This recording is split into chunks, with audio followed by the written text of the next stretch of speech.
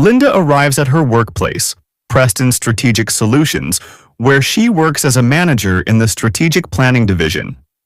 Her co-worker Donovan asks about the company report, and she hands it to him, explaining that she made sure all the indexes match next year's estimated quarterly lease figures. He tells her she's amazing. As she follows him toward the meeting room, he mentions that it's only a small meeting and that he's just dropping the file off. He reassures Linda that everyone will know she did all the work. At that moment, two of Linda's co-workers, Chase and River, start talking about going to karaoke after work. Linda tries to join the conversation, saying she could really use a break too, but they ignore her. She then notices Donovan heading into the meeting room and presenting the report to the board members as if he did all the work himself. Later that day, Linda talks to her pet parrot, Sweetie, about what happened at work. She says she's finally going to get promoted to vice president, especially now that her old boss has passed away and his son Bradley is about to take over as president. She even reminds Sweetie that Bradley had flirted with her at the Christmas party last year and excitedly tells Sweetie that once she gets the promotion, they're going to move into a bigger apartment. Then, Linda turns on the television to watch her favorite reality show, Survivor. The next day, Bradley is officially introduced as the new president of the company. Linda approaches him and introduces herself, reminding him that they had met at the Christmas party last year. He simply nods. She then apologizes for his father's passing, but Bradley barely listens.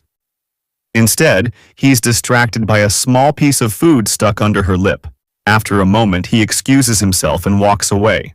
While the executive officer, Franklin, is explaining a merger situation, Bradley suddenly notices a small bit of food on his hand, clearly transferred from Linda earlier. He asks Franklin to smell it, but Franklin immediately refuses. Bradley insists, so Franklin reluctantly smells it and says, "Tuna fish, what a disgusting woman," Bradley mutters under his breath. Franklin tells Bradley that his father had promised Linda a promotion to vice president. Bradley casually replies that the job is going to Donovan instead. Franklin tells him that Linda is a real workhorse and that his father depended on her for everything, but Bradley still refuses to change his decision. He even suggests moving her far away because she makes him sick.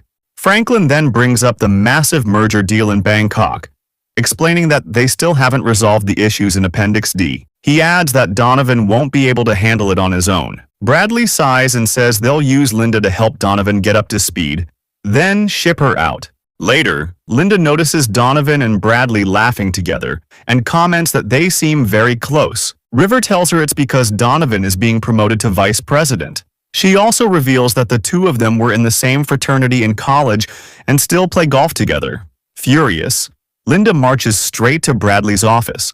Inside, Bradley is in the middle of interviewing a candidate, asking how far and beyond she would be willing to go for him. Linda interrupts him, saying it's urgent and that she needs to speak to him immediately. She confronts him about giving the promotion to Donovan, pointing out that he has only been with the company for 6 months while she has worked there for 7 years. Bradley nods and asks her to sit down, telling her he has seen her work and is impressed by her skill with numbers. But he also says he doesn't see her in an executive position because she doesn't seem like a people person, and that the role requires someone who is charming, well-liked, and even plays golf. He then casually points out that she has something stuck in her teeth. Completely humiliated, Linda starts to break down. Seeing this, Bradley offers her a deal. He asks her to join them on the Bangkok merger trip, and adds that if she can solve the problems in Appendix D, he might reconsider promoting her. Just then, a woman walks in, and Bradley introduces her as his fiancée, Zuri. She smiles awkwardly as he praises Linda as one of their best employees. Then he mentions that he has received complaints about Linda eating strong-smelling foods, like tuna, at her desk, and advises her to use the break room instead. Linda grabs her things and walks out of the office. She quietly tells herself that she is enough just the way she is. A few days later, Linda arrives at a private airfield, ready to depart for the Bangkok merger trip. She cheerfully tells Bradley that she stayed up all night working on Appendix D and may have found a loophole, but he ignores her and simply orders everyone onto the plane. As Linda continues working on Appendix D during the flight, Donovan plays one of Linda's old audition tapes for the Survivor program. In the video, Linda talks about how she knows 3 different ways to start a fire and how much she loves nature. Linda takes off her earphones and hears everyone laughing at her. Shaking with anger, she quickly deletes the file. At that moment, the plane suddenly hits heavy turbulence. The flight attendant shouts for everyone to fasten their seatbelts. Take your seats. You're a fucking pussy. Moments later, the cabin begins to depressurize, and a hole tears open in one of the windows. Linda quickly offers her hand to Donovan to help him, but he demands her seat and tries to strangle her. Thinking fast, Linda grabs a fork and stabs him. Donovan's tie then gets stuck in the door, and he begs Linda to help him. This time, she ignores him. Seconds later, the plane crashes into the sea. As the cabin fills with water, Linda manages to free her seatbelt and swims to the surface. Eventually, she loses consciousness. The next day, Linda wakes up on a remote island after being washed ashore by the waves. After hours of walking, she comes across Bradley, lying unconscious on the sand. She checks him for injuries and discovers a deep wound on his leg. Knowing they need a place to rest, she sets up a small camp. First, she gathers banana and coconut leaves and ties them together with a vine to make a shelter. As the storm begins to roll in, she digs a hole and sets banana leaves over coconut shells to catch water. The storm continues through the night. The next morning, Bradley finally wakes up coughing. At the same time, Linda is drinking the water she collected. When she notices he's awake, she brings him some water as well. Still weak, Bradley asks what happened to the others. Linda quietly tells him that none of them survived. He whispers Donovan's name, but she shakes her head. Bradley then asks how long he has been unconscious. Linda tells him it's been about a day and a half. He looks at her gratefully and thanks her for taking care of him. Linda manages to start a fire and immediately jumps up and down with excitement. Later, she brings Bradley some fish, but he refuses to eat it. Still, she insists, telling him that it will help him regain his strength.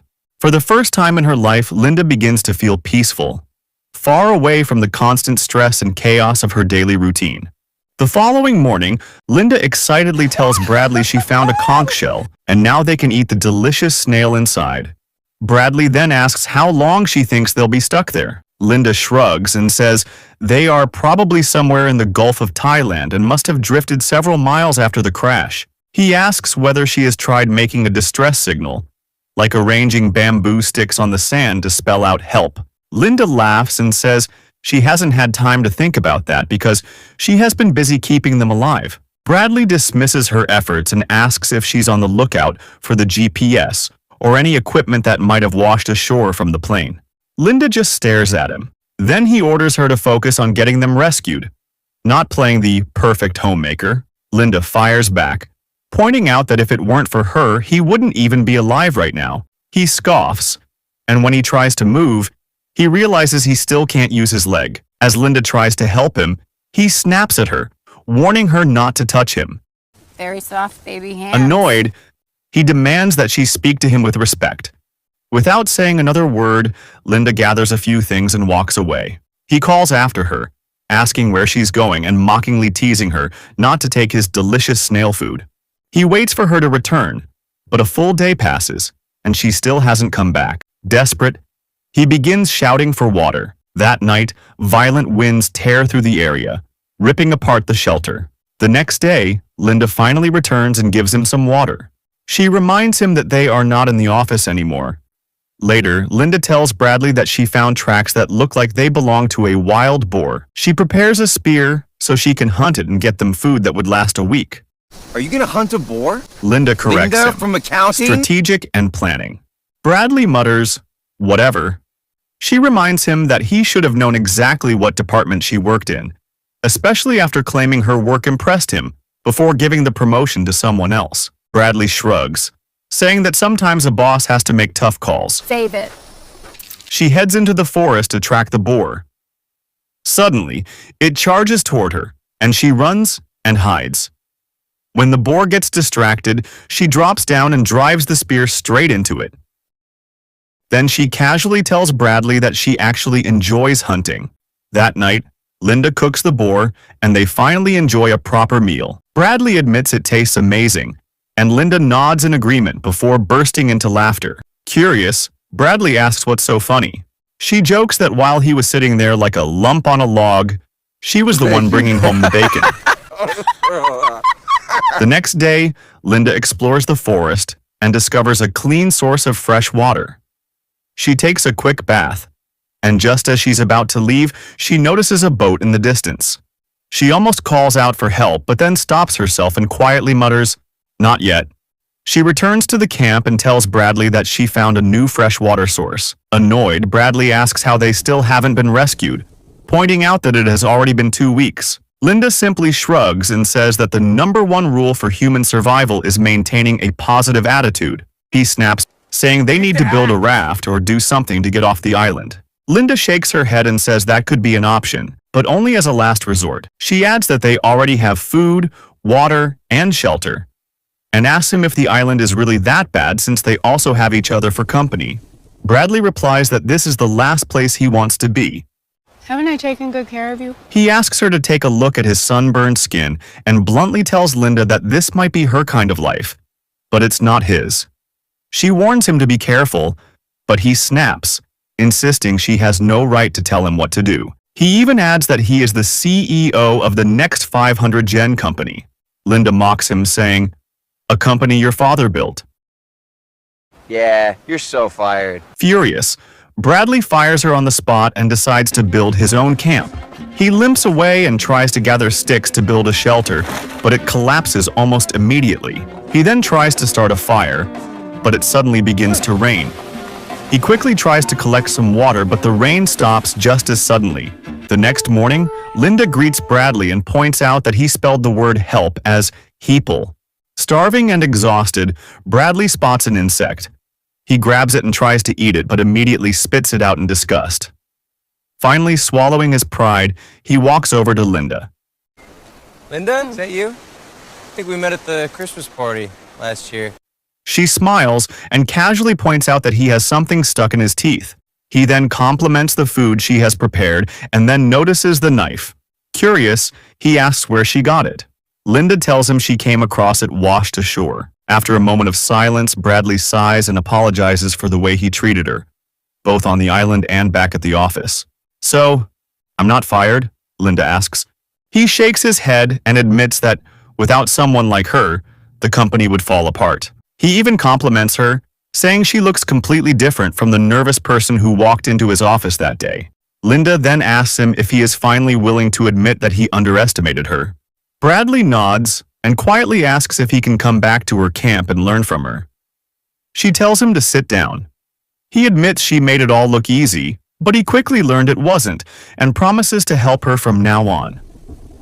After thinking for a moment, Linda asks him how far and beyond he would be willing to go for her. Bradley immediately starts taking off his shirt, but she quickly stops him, saying she was just joking and that she isn't like him. She then tells him to eat. Linda then takes Bradley to her favorite lookout on a high ridge above the water. When they reach the top, she helps him carefully cross a narrow gap, and once they're safely across, she begins teaching him a few survival rules. She explains never to eat berries that are yellow, green, or white, and if he's ever unsure, he can test them on his skin first to check if they're poisonous. She gestures at the 2 rocks that form an X, warning him that part of the island is dangerous, full of poisonous vines and thorns, and that he should steer clear. As they begin heading back, Bradley asks her if they can stop for a moment because he needs to catch his breath. Linda agrees, but suddenly the rocks beneath her feet give way. Bradley quickly grabs her hand and pulls her back up. Linda thanks him. Later, Linda tosses some bananas around the fire, explaining that the heat turns starch into sugar. Bradley tastes them and says they're amazing. Linda smiles and tells him she also made something called pruno. When Bradley looks confused, she explains that it's basically fermented fruit that people in prison make to get drunk. That night, they drink the pruno together. Bradley compliments it, saying it actually tastes really good. "Thank you, sweetie," Linda replies, then quickly apologizes and adds that Sweetie is the name of her pet parrot, and she misses her. Bradley laughs and asks if she lives alone, with only a bird for company. Linda then reveals that she was actually married for 10 years. Bradley asks if she got divorced, but she quietly corrects him and says her husband died. He apologizes, but she tells him not to, adding that he wasn't a good person and didn't really know how to love. Bradley admits he understands what that feels like. He says his parents never really loved each other. His father was never around, and his mother was abusive, though he doesn't blame her because her own father was terrible. She then comments that people like Bradley aren't born monsters. They're made. Bradley simply smirks. He then asks her if she ever thought about leaving her husband. Linda admits she thought about it every single day but didn't because she was afraid of ending up alone. When Bradley asks how her husband died, Linda says it was a car accident. She explains that he had a drinking problem, and whenever he drank, she used to hide the car keys. But one day the fight got so bad that he did terrible things to her when she refused to give him the keys. In the end, she handed them over and poured him his last drink. She quietly admits that she has never told this story to anyone before. After a moment of silence, she says that maybe they shouldn't even leave this island. The next morning, Linda wakes up with a terrible headache. In the distance, she sees Bradley bathing in the sea. Soon, a violent storm begins tearing through their camp. Realizing they can't stay there any longer, Linda quickly leads him toward a secluded cave, leaving everything behind. Shivering badly, Bradley says it's freezing and asks her to come closer to him for body heat. Sometime later, Linda wakes up and returns to their camp, only to find that it has been completely destroyed. She then tells Bradley what happened, blaming herself for building it too close to the shore. Bradley says it's okay and suggests they can rebuild it again, this time on higher ground. He also tells her his leg is getting better and that he can finally help. So the two of them start building a new camp together. When Bradley asks for the knife, Linda tells him he should learn how to do it without one. He nods and says he's going to take a short walk to the high ridge because his leg feels stiff. Linda also joins him. Bradley thanks her for teaching him how to survive on the island and says that the time he has spent there hasn't been wasted. Linda says she feels the same way. Bradley offers to make dinner so she can take a break from the kitchen for once. Linda smiles and agrees. Night falls, and while Linda adjusts her clothes, Bradley serves a surprisingly delicious meal. When she tastes it, she's genuinely impressed and says it's wonderful. She asks him if he knows how to cook, but he shakes his head and says that back home, they either ordered food or had a chef cook for them. Out you and your fiance. You must miss her. Bradley quietly nods. Suddenly, Linda starts feeling dizzy and collapses to the ground. Bradley immediately grabs the raft he has secretly been building in the bushes, along with some supplies, and tries to escape on his own. He manages to survive the first strong wave. However, the waves quickly overpower him and he is dragged underwater. Linda rushes into the water and pulls him back to shore, all while she is still vomiting from the poison. The next day, Bradley admits that he tried to poison her. Surprisingly, Linda calmly tells him she already knew. She explains that the food tasted bitter, but she never thought he would actually do something like that. She also points out that it would take far more poisonous berries to kill a person. Then, Linda gives him some fried octopus. Bradley offers some to her as well, but she refuses, saying her stomach still feels queasy. She then tells Bradley that she understands how difficult it must be for him to no longer be in control. However, she also makes it clear that things are about to change. She says it may be hard for him to take orders from her and depend on her for survival, but that is the reality now. Suddenly, Bradley realizes that he can't move. That's when Linda calmly reveals the truth. She fed him a blue-ringed octopus, whose neurotoxins block the transmission of nerve signals in the body. She then points out the flaws in the raft he built and tells him that if he really wanted it to survive the waves, he should have secured it with stronger double-floor lashing. Linda calmly reassures him that the toxin will only last a few hours. But during that time, he won't be able to move or feel anything. And she says that might actually be better, considering what's about to happen. She then tells him a story from her childhood about a naughty dog she once had that kept wandering off. Her father told her it wasn't the dog's fault. It just needed to be fixed. Linda coldly tells him that no help is coming, and that he needs to accept it. reminding him that he is no longer the boss and is now at the bottom of the food chain. Bradley panics when he sees blood, only to realize it's just a rat. Linda warns him not to mistake her kindness for weakness, because next time it won't be a rat. For the next 2 days, Bradley refuses to talk to her. Linda tries to lighten the mood and even asks him to at least give her a smile. Then she tells him she knows something that will cheer him up, some juicy fruits, and goes to bring them. But just a few minutes later, Linda suddenly hears the sound of a boat engine. Zuri runs toward her and hugs her tightly. She immediately asks if Bradley is alive, and Linda tells her that he is. Zuri explains that even after the official search in the area was called off, she didn't give up. She hired her own boat and continued searching for him. She then asks Linda to take her to Bradley. Linda nods. On the way, she casually asks if it's just the two of them or if a rescue team is waiting somewhere nearby. The boat captain tells her it's just them. Linda nods and leads them toward the high ridge, saying it's a shortcut. Zuri cheerfully says that Linda must be excited to get back to her normal life. Linda doesn't reply. Instead, she says she needs to tie her laces and asks Zuri to walk ahead. The captain and Zuri beg Linda to help. Sometime later, Linda returns to the camp, drops the bag on the ground, and quietly lies down inside the shelter without saying a word. After some time, Bradley tells her that he saw fresh boat tracks nearby, and that they should go check them out. But Linda simply replies that she is taking a sick day. That night, Linda suddenly wakes up after hearing someone screaming. She looks toward the shore and sees Zuri crawling out of the sea. Zuri accuses her of trying to kill her and calls her a murderer, but it turns out to be just a nightmare. The next morning, Bradley prepares to hunt a wild boar. He holds his weapon and quietly moves through the forest, but he accidentally steps on a branch which scares the animal away. As he looks ahead, he notices something buried in the sand. When he looks closer, he sees a diamond ring on it. Realizing it belongs to Zuri, he breaks down and starts screaming. He runs back to the camp and confronts Linda, demanding to know if she killed Zuri. Linda calmly says that Zuri slipped while she was trying to help her reach him. Bradley yells at her, asking why she didn't tell him earlier. Linda replies that he wouldn't have believed her anyway.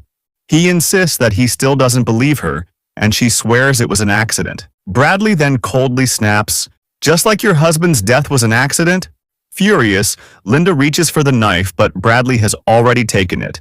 She immediately runs into the forest to escape, and he chases her. A brutal struggle follows. Bradley manages to tear out a handful of Linda's hair while she bites him and fights back. In the end, Linda grabs a rock and strikes him with it. Bradley starts laughing hysterically. Linda then opens her mouth and reveals Zuri's diamond ring and swallows it. Enraged, Bradley attacks her again, but she grabs the knife and stabs him.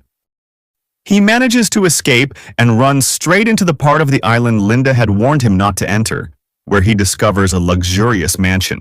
He starts shouting for help, but no one answers. Desperate, he opens the door and rushes inside. He searches for a knife, but suddenly, he hears Linda's voice through the speaker. She calmly tells him that she has already thrown them all away, except for one. Then she laughs, asking how he could ever believe a knife would just wash ashore. It's amazing, the things that just wash up on shore. Linda then reveals the truth, mentioning that the mansion belongs to a billionaire. The first thing she did after getting in was turn off the security, something the owner never even noticed. She also admits that they could have been rescued a long time ago, but she wasn't ready to leave yet. She explains that after the caretakers left the mansion, she broke in after memorizing the security code. She also tells him the food she had been bringing him all this time was actually from the mansion, and Linda admits that she truly enjoyed spending time with him, even calling him her new sweetie, but she admits that what happened afterward wasn't planned, suggesting that maybe it was fate that only the two of them survived. She appears in front of him with a shotgun she found in the mansion, telling him that things could have turned out very differently between them. Bradley admits he was a terrible person who treated everyone badly. He says the island, and her, changed him, then begs for a second chance, declaring his love and suggesting they could stay on the island together forever. But suddenly, Linda notices that a showpiece is missing its curved horn. Before she can react, Bradley attacks her. Linda quickly grabs a golf club on the wall. Bradley manages to grab the shotgun and pulls the trigger, but it doesn't fire because it has no bullets. Linda strikes him hard with the golf club and finally kills him. Linda, now the president of Preston Solutions, appears at a celebrity golf tournament 1 year after surviving a plane crash. A reporter introduces her as a real-life survivor, the only person rescued from the middle of the sea.